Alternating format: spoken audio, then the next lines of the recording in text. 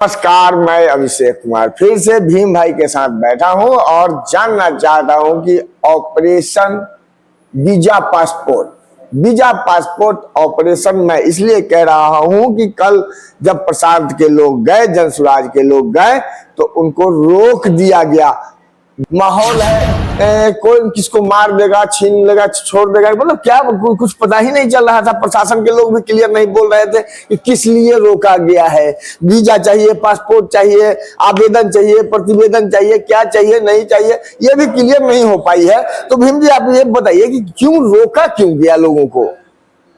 अगर मैं सीधा बोलूं कि क्यों रोका गया तो उसका अगर एक लाइन में जवाब है तो इसलिए कि अपनी नाकामियों को छुपाया जा सके। अपनी नाकामियों को, अगर मुख्यमंत्री का गांव है कल्याण बीघा, हाँ, वहां भी वैसे लोग हैं जिनके पास आज भी बसने के लिए जमीन नहीं है। वहां भी ऐसे लोग हैं जिनको 2 लाख रुपया नहीं मिला और जो कि उनको मिलना चाहिए।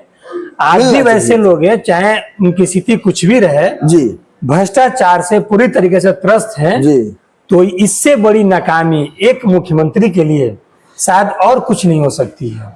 उसी बात को लेकर के, उसी एजेंडे को लेकर के प्रशासन रोकने का कारण क्या बताइए।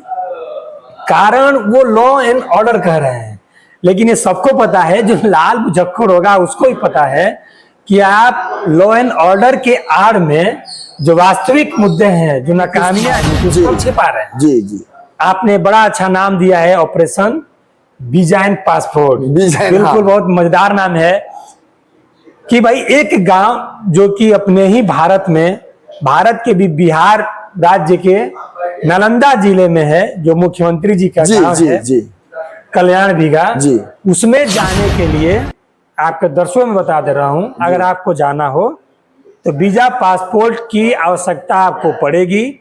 ध्यान रखिएगा, वीजा पासपोर्ट के लिए भारत सरकार के पास नहीं जाना पड़ेगा, बिहार सरकार के पास जाना पड़ेगा, जब तक मुख्यमंत्री नीतीश कुमार जी हैं।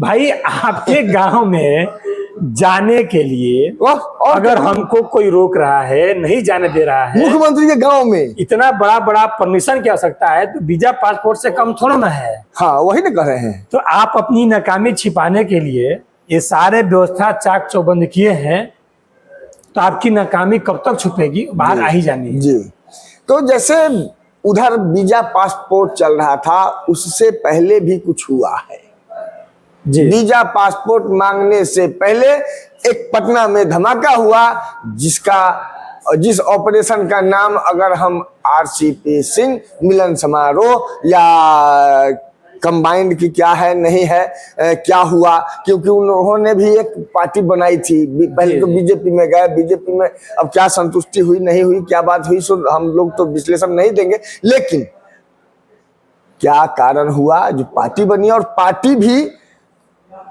जनसुराज पार्टी कह रही है कि मर्ज नहीं होंगे हम किसी से हम जो है सो मतलब गठबंधन नहीं करेंगे, और फिर जा करके एक आरसीपी सिंह का पार्टी और एक जनसुराज, ये क्या खिचड़ी है। देखिए अभिषेक भाई, जनसुराज पार्टी ये कभी नहीं कहा कि हम मर्ज नहीं करेंगे।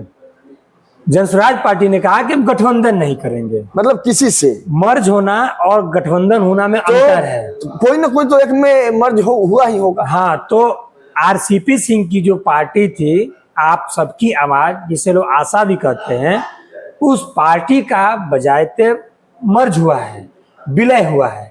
विलय होने का अर्थ है कि अब आरसीपी सिंह की पार्टी इतिहास की विषय वस्तु हो गई है जी, उसका अब कोई अस्तित्व नहीं है। हाँ, पूरी पूरी तरीके से वो जनसुराज में विलय हो गई है, अब वो जनसुराजी हो गए हैं। और अगर गठबंधन हुआ होता तो उनका पार्टी का अस्तित्व रहता जी, जैसे एनडीए में जदयू भी है जी, बीजेपी भी है, हाँ, लोजपा भी है, मतलब रोजगार राम विलास हम भी है, ऐसे ऐसे पार्टियां हैं, लेकिन वो मर्ज नहीं है, उनका अपना अस्तित्व है। लेकिन जब मर्ज हो गया तो अस्तित्व आपका खत्म हो गया। अब आप इतिहास के पन्नों में सिमट कर रह गए, अब आप जनसुराजी हो गए। तो हमारे प्रशांत भैया का और जनसुराज का जो संकल्प था उसी के अनुसार हम चल रहे हैं। जनसुराज पार्टी की जो सबसे बड़ी खासियत यही है कि जो हम कहते हैं वो करते हैं, जो कहते हैं वो बिल्कुल करते हैं। उसमें कुछ भी जनता के आंखों में धूल झोंकने वाली बात नहीं है। और हम कभी नहीं कहते हैं कि ना ना वो तो बस बयान था हम बोल दिए। हमें विश्वास करते हैं कि एक राजनेता का अर्थ जुमलेबाज नहीं होता है। हम इस बात में फर्म हमको विश्वास है जी। कि राजनेता का अर्थ झूठा और फरेब और किसी प्रकार का सत्ताधारी नहीं होता है। राजनेता का अर्थ ये होता है कि अगर वो कुछ बोले तो उसकी बात पर लोग विश्वास करें। प्राण जाए पर बचन न जाए, ये केवल रघुकुल की रीत नहीं थी, ये जन स्वराज की भी रीत है। अगर हम आपको कुछ कह रहे हैं तो आप 100% उस पर विश्वास कीजिए। प्रशांत भैया कुछ कह रहे हैं तो पर विश्वास कीजिए। उस विश्वास का ही नाम है जन स्वराज। और इसीलिए आप देख रहे हैं कि बिहार की जनता पूरी तरीके से आज जन स्वराज के साथ है और इस बात पर विश्वास कर रही है कि भाई बात तो प्रशांत जी सही बोल रहे हैं और अगर बात बोल रहे हैं तो करेंगे भी।